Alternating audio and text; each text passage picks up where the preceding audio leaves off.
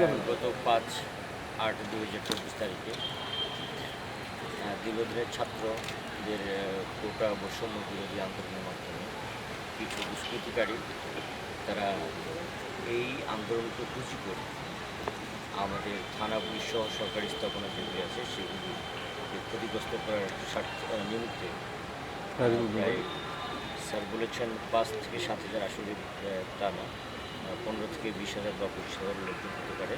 তারা কিন্তু আমাদের প্রথমেই তারা আমাদের থানার পার্শ্বে যে পার্কটা আছে এই পার্কে তারা ভিতরে প্রবেশ করে এবং সেখানে ভাঙচুর এবং অগ্নিসংযোগ।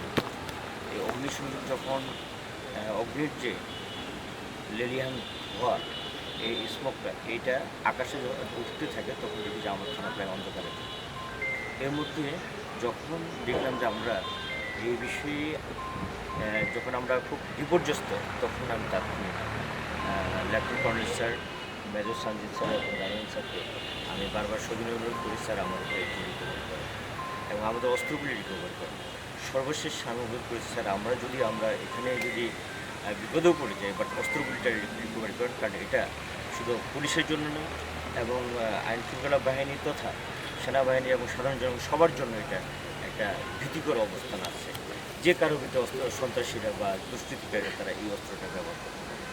এই জন্য স্যার তাৎক্ষণিকভাবে আমার রিকোয়েস্টে এবং অবস্থার প্রেক্ষিতে ওনাদের মেজর সঞ্জিত স্যারের নেতৃত্বে একটি চৌকস সেনাবাহিনী দল তারা কিন্তু তাৎক্ষণিক এদিকে হাজির। তারপরে আমাদের কিছু পুলিশের সহায়তায় আমরা নিজেরাই মাস্ক ব্যবহার করে তখন ওদের সেনাবাহিনীর দলটি এবং তাদের এবং আমাদের পুলিশের সহায়তায় আমরা যতটুকু সম্ভব পেরেছি সে অস্ত্রগুলি তাদের গাড়িতে আমরা তুলে দিয়েছি এবং পরবর্তীতে যখন প্রায় শেষ পর্যায়ে তখন আমরা নিজেরাই যেভাবে হোক বিভিন্ন কৌশল অবলম্বন করে কিছু পুলিশ ওদের গাড়িতে পরে আমরা সেই গাড়ি করে ওই অস্ত্রগুলি আমরা এখানে নিয়ে আসি। তো এই পর্যন্ত যে অস্ত্রগুলি আমরা ওখান থেকে উদ্ধার করেছি, এছাড়াও কিছু ছাত্ররা এরা কিন্তু আমাদেরকে স্বপ্রণিত হয়ে আমাদের অস্ত্রগুলি ফেরত দিয়েছে। এখনও কিছু অস্ত্র বাইরে আছে।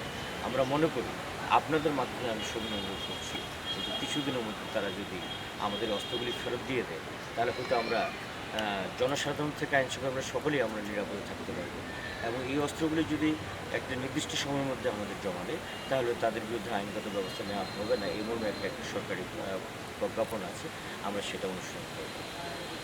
আর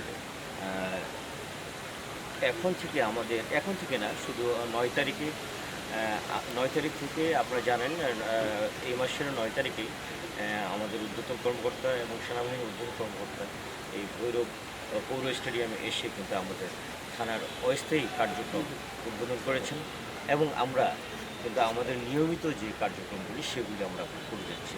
যেহেতু অস্ত্রগুলি আমাদের কাছে এখন আজকে হস্তান্তর করা হচ্ছে, সেক্ষেত্রে আমরা অপারেশনাল কাজগুলি হয়তো আমরা সঠিকভাবে করতে পারিনি, তবে এখন থেকে অস্ত্রগুলি হাতে পেয়েছে আমরা অপারেশনাল কাজ এবং অফিসিয়াল যে আইনগত সেবা দেওয়ার যে কাজগুলি সেগুলি আমরা যথাযথ